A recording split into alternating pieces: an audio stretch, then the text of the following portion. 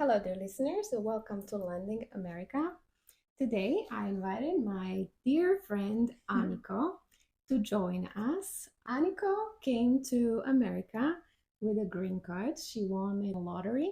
So it's very interesting for me to hear her story. Welcome, Aniko. Thank you. Thank you so much for accepting my invitation and finding the time. I'm super happy to be here. So let's start from the very beginning. Tell us a little bit about yourself. Where are you from? And maybe when was the first time when you started thinking about going to America? All right. I'm from south of Slovakia, from a place called Komarno. And essentially, I've been living there until I was 24.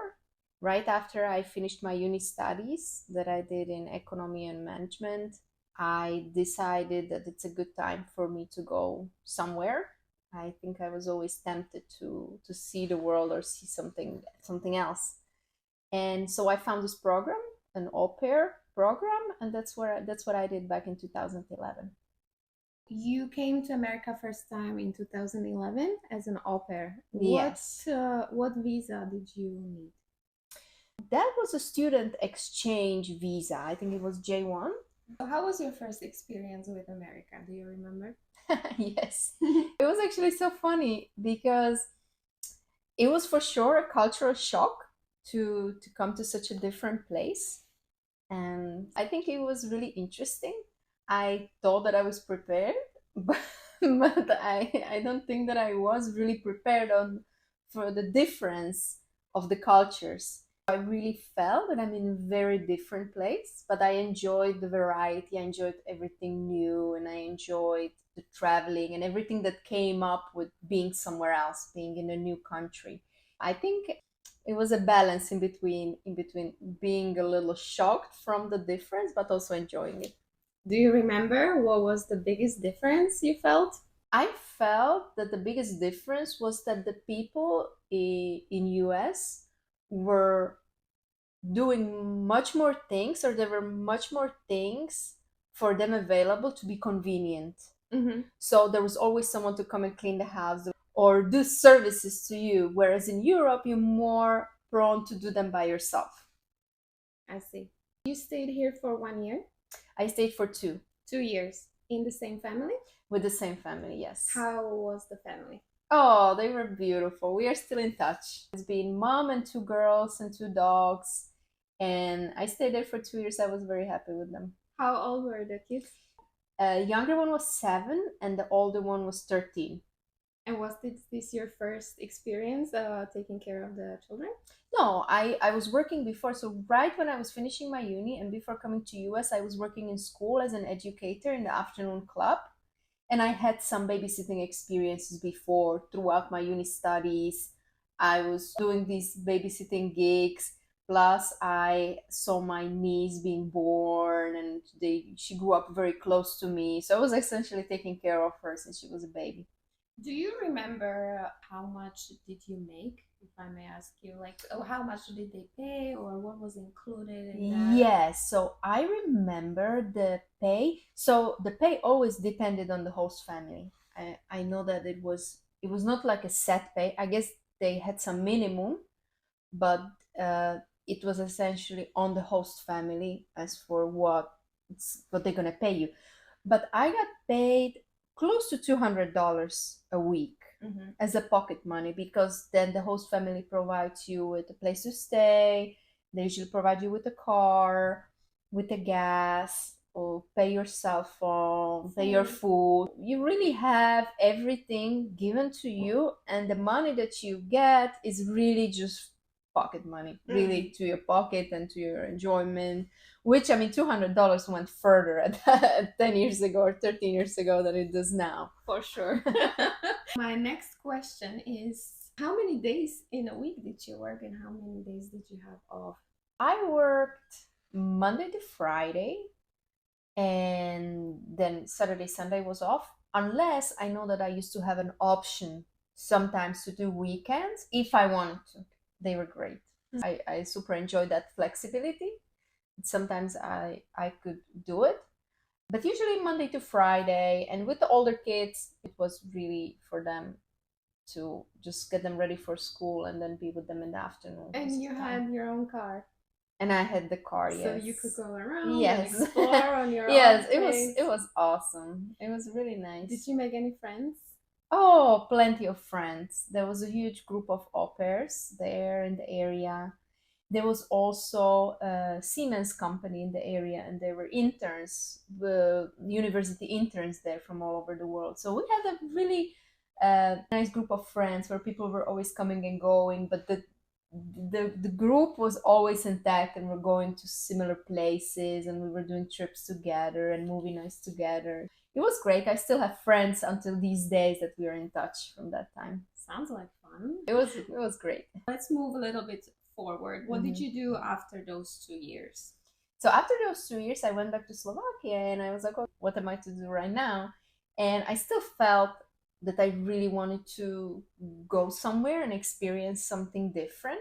Well, first of all, I really wanted to stay in US after au pairing, but I didn't find any good visa option for me to do that. So I went back to Slovakia and then I was looking for different options. I was looking to go to Canada, but just nothing was really working out. And then I discovered that there's an option to go and use a student visa to go to Australia, and that's what I did. How many years have you been in Australia? In Australia, I spent 3.5 years.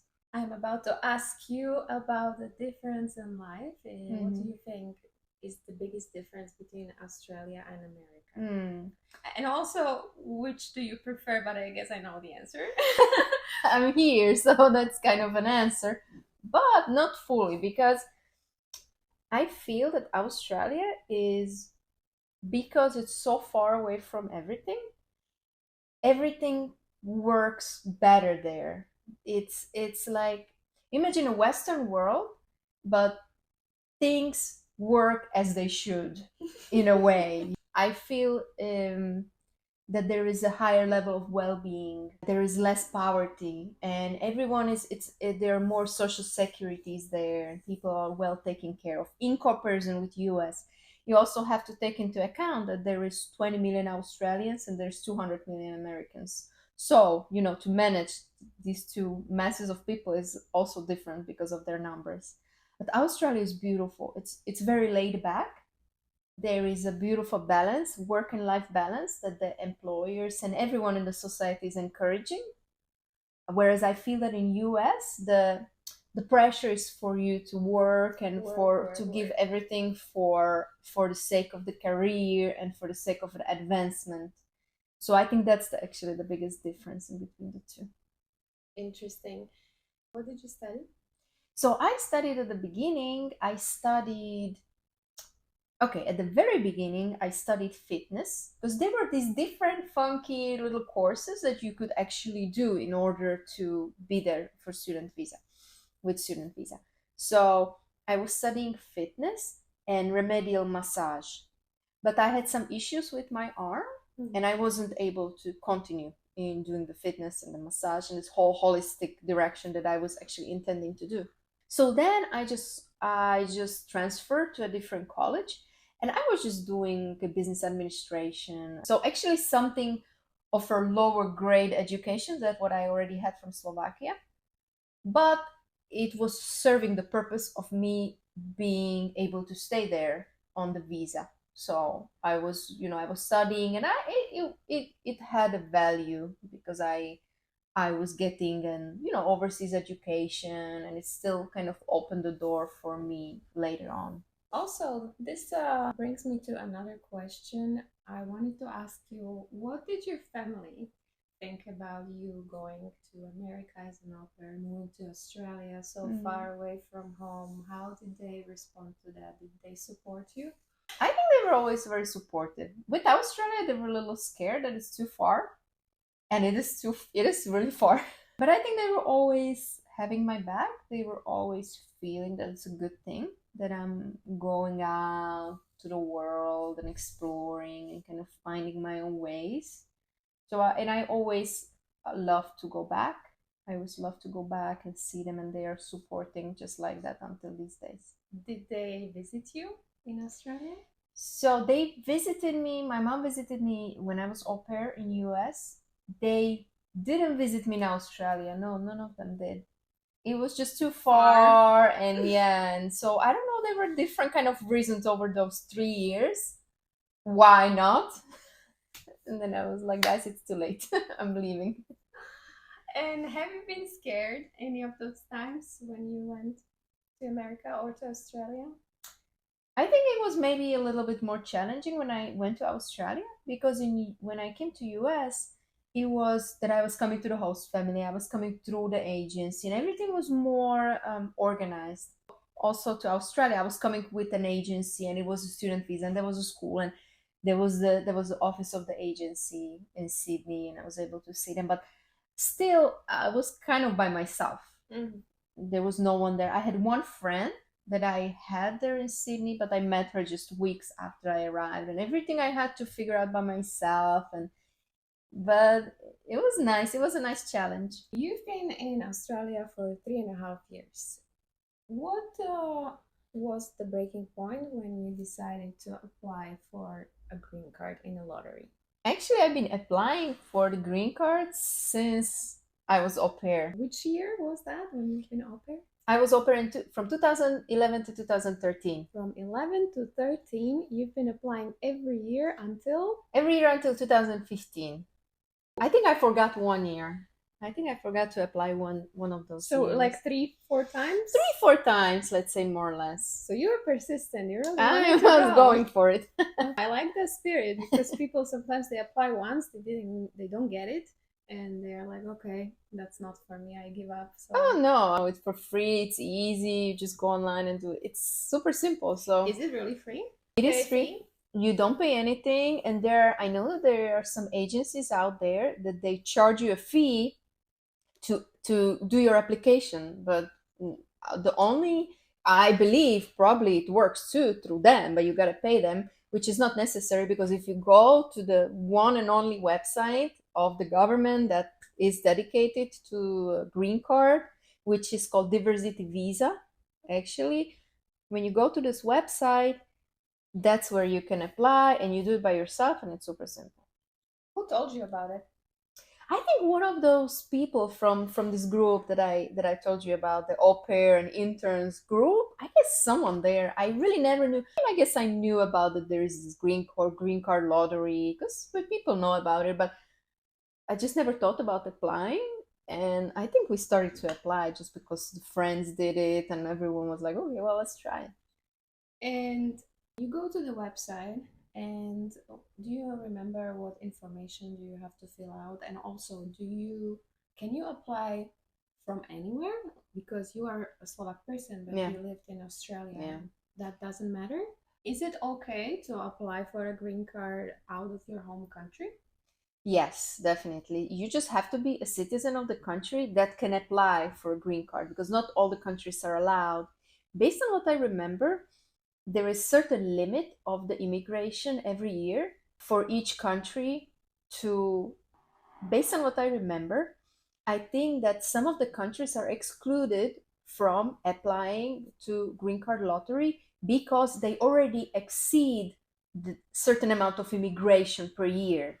So there's already too many people from those particular countries coming to US in other routes with other visa options, so they are excluded from being eligible to apply. That makes sense.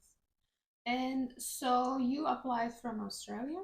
Yes, at that point in 2015, I was in Australia. Yes. What did you have to fill out when you applied?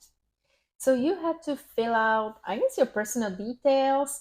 I know you had to upload a picture, but the particular, there were some requirements that you had to fulfill with that picture, a white background, and I don't remember exactly, but it was very specific.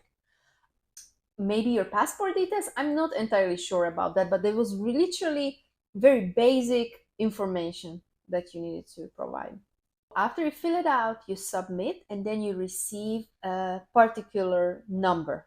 And you have to keep this like a confirmation number or something like this, your personal number. And you have to keep this number very safe, hopefully, or I would recommend in few different places, because they're not going to send you an email. No one's going to show you that number later on in the process. You have to capture that number after you submit it. It's on the screen and it's also set there. Interesting. And so what do you do with that number later? You keep that number safe, and the application window for green card is open every year between October and November. And then the following year in May, the results are available. You have to go online. No one's going to send you an email about your results. You have to actually yourself go back to that government website and type in your confirmation number, and then you're going to receive the result. Basically, you apply within 3 minutes, and then with the number you get, you check later on if you won the green card. That's correct. That's all? No, that's not all, but it's a start. It's a Well, start. it sounds pretty simple. Okay, you receive an approval, right, when you log in? Yes. So what happened to me is something else. That's what usually happens, because usually you go in May and you receive your answer, whether you've been selected or you were not selected. What happened to me, that I went online in May and I typed in my number and I received a message that I was not selected, which happened already before. So I was like, that's okay. Next year, I'm doing this again. But in September of the same year, I received an email that was saying that something along the lines of that additional entrants were added, or additional selectees were added to this year's diversity visa selection, and that you should go online and recheck. Wow. And so that's what I did. I went online and rechecked, and that's where I saw the letter that said my name and you're approved to proceed with the diversity visa. I don't remember exactly, but that's what it said at the beginning. That was very exciting. That was right? very exciting. That was very surprising because I was not expecting it. I never knew that sometimes they choose green cards in 2 rounds, or they release certain amount of people the results in May and then later on as well. I never knew that, so that was very unexpected. I think that's because people who are selected in May, some of them just do not respond to that. Exactly, or that they could don't be. have a good documentation.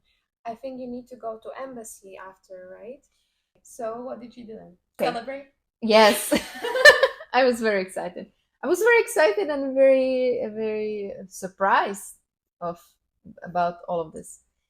And what happened after is that you receive another number, then you're associated with another number, and that's something like your number in the line of people waiting for the green card.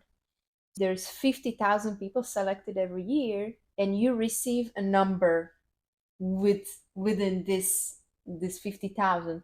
So 50,000 visas are available.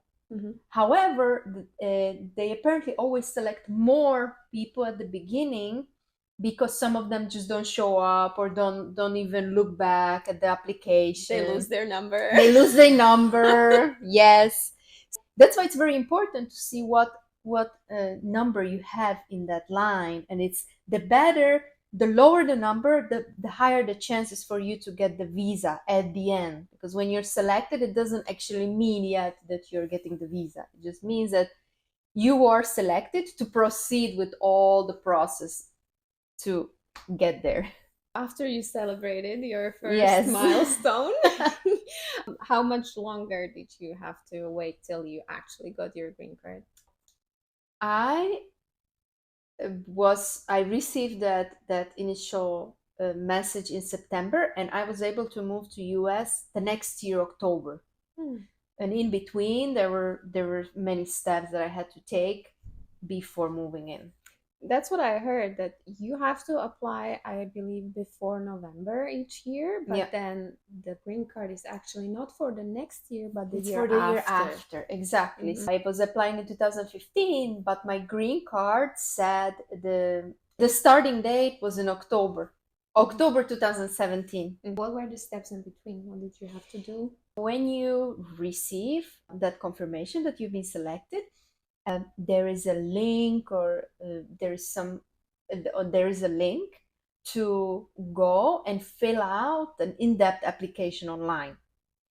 And that's really an in-depth application online, because it's even asking almost the shoe size of your great grandma from each side. It was really, really like, you really had to provide so much information, but it's understandable. So many information about yourself, and it was a long one, but it's online and you submit it, and then you're just supposed to wait for the embassy to reach out to you. In my case, it was an embassy because I was in Australia. I was doing all this process while I was in Sydney. I was waiting for the US embassy in Sydney to reach out to me, or a consulate, I don't remember which one was there, to reach out to me for the interview. Unless they reach out to you for the interview, you're not guaranteed. You don't know if there's visa for you. As soon as you receive a notification that they're inviting you for the interview, that means that there's actually visa for you, and you can come and do the further paperwork to get it. You got invited for an interview Yes. at the embassy? Yes, and that was sometimes in March next year. It was around 6 months that I didn't hear anything. I just applied and I didn't hear anything. And I was just hoping and just letting it go and seeing what comes.